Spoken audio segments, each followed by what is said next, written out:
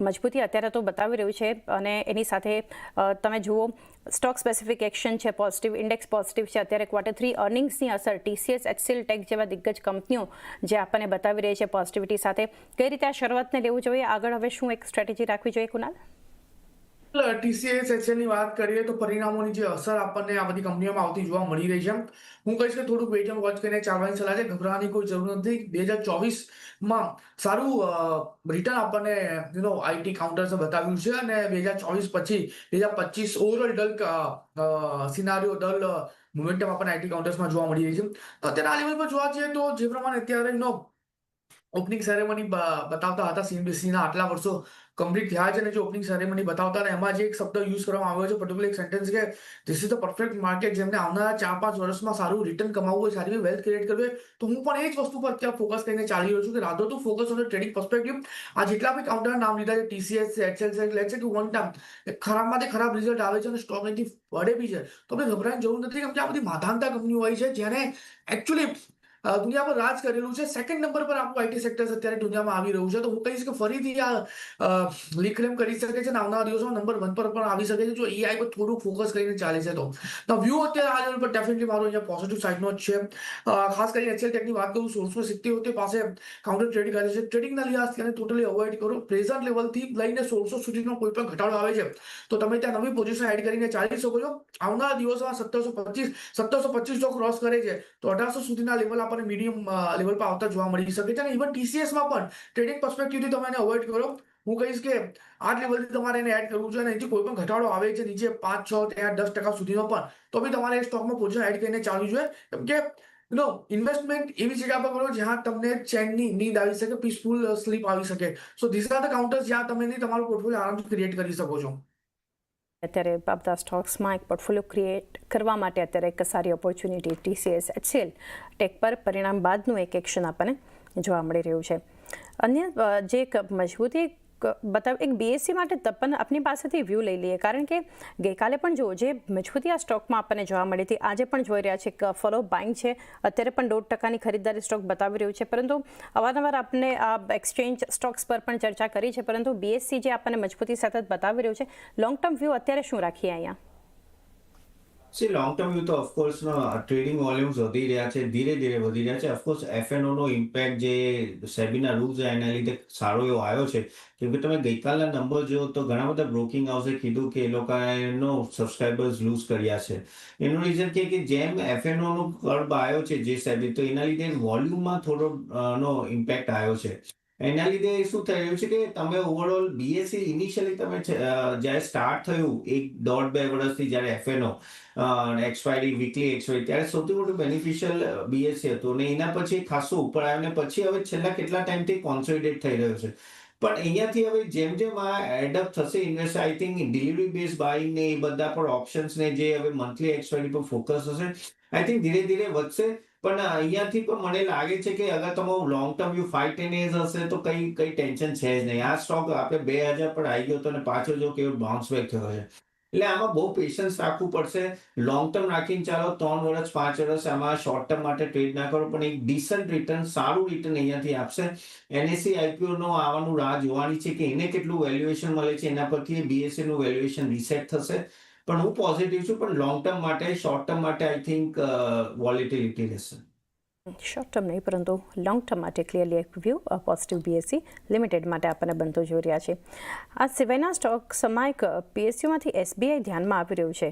Kunal, SBI અત્યારે 1% આસપાસની મજબૂતીને in fact 1024ના days હાઈના level પર અત્યારે આપણને કારોબાર કરતું બતાવી રહ્યું છે. તો કઈ રીતે આપ જોઈ રહ્યા છો? In fact Kunal, volume based buying છે SBIમાં. નો ડાઉટ કાલના દિવસમાં અને આજના દિવસમાં જોવા જઈએ તો સારી બી રેલી આપણને SBI બતાવી રહ્યું છે. આજના દિવસમાં જોવા જઈએ તો 1% મોમેન્ટમ સાથે કાઉન્ટર ટ્રેડ કરી રહ્યું છે, એમાં કોઈ બેમત નથી. અને વ્યૂ અત્યારે SBI ને લઈને થોડો ડેફિનેટલી પોઝિટિવ સાઇડનો બની રહ્યો છે. જે પ્રમાણે અત્યારે કાઉન્ટર ટ્રેડ કરી રહ્યો છે 2025-2026ના લેવલ પર, અને જે વ્યૂ અત્યારે કાઉન્ટર બની રહ્યો છે પોઝિટિવ સાઇડનો છે. પ્રેઝન્ટ લેવલથી ખરીદી કરીને ચાલવાની સલાહ રહેશે. લો લેવલ પર 995 નો એક આપણે અહીંયા એસએલ મેન્ટેન કરીને ચાલીશું. 995 નું ટાર્ગેટની વાત કરી લઈએ તો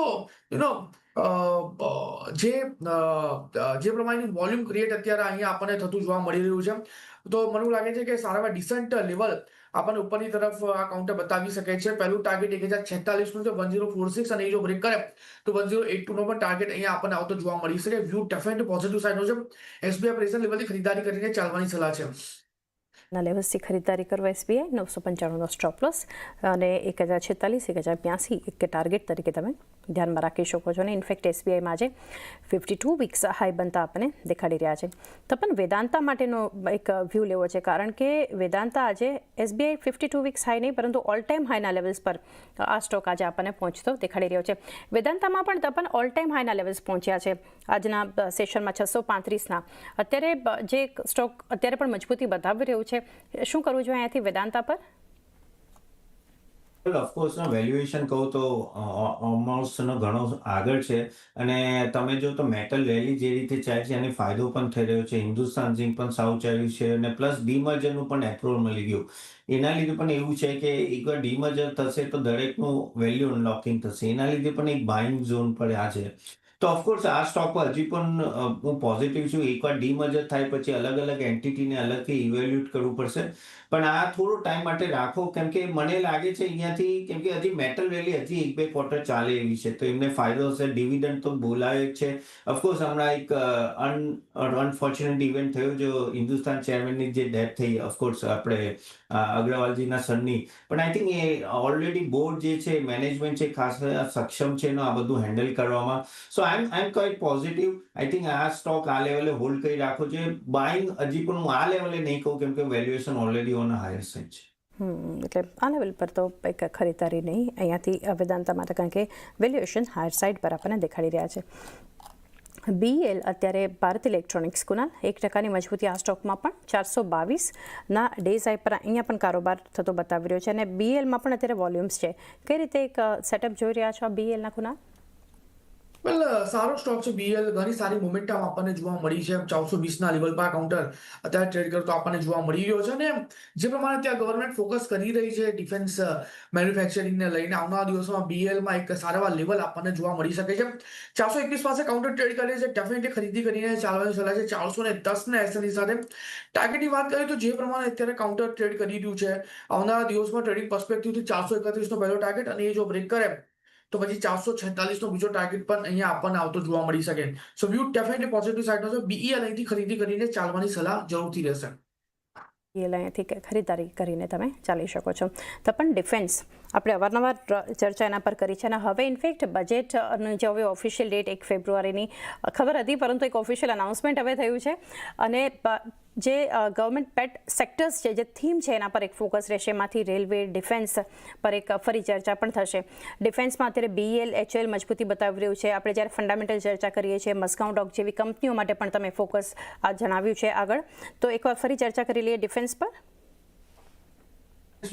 ઓફકોર્સ કદાચ ફોકસ વધારે રહેશે ડિફેન્સમાં. રીઝન કેમ કે જે રીતે જીઓપોલિટિકલ ઇસ્યુઝ ચાલી રહ્યા છે એક્રોસ ધ વર્લ્ડ, અને જે રીતે ટ્રમ્પે ગ્રીનલેન્ડ માટે જઈ રહ્યા છે, કદાચ કાલે ઉઠીને ચાઇના તાઇવાન માટે જાય, તો આપણા આજુબાજુ જે પણ દેશ છે એના સાથે આપણે એટલા પણ ફ્રેન્ડલી રિલેશનશિપ નથી.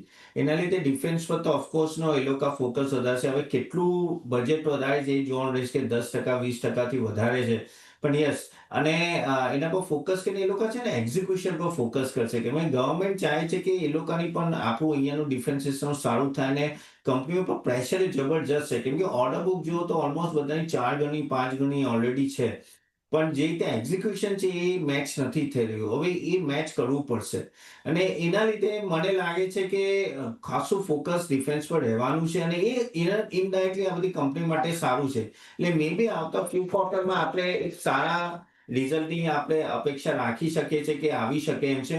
તો આમાં તમારે પણ એક જ છે કે સારી કંપનીમાં બને, જે રીતે આપણે BEL ની વાત કરી છે, કે HL ને એ બધા, આઈ થિંક ત્યાં બને રહો. આઈ થિંક પણ આ લોંગ ટર્મ છે, 3 વર્ષનો ટાઈમ આપવો પડશે, કેમ કે લંપી અર્નિંગ સિઝન રહેશે આ લોકોનું, અને એના લીધે થોડું લાંબુ સમયમાં ઓફકોર્સ ડિસન્ટ રિટર્ન આપશે, એમાં કોઈ ડાઉટ નથી.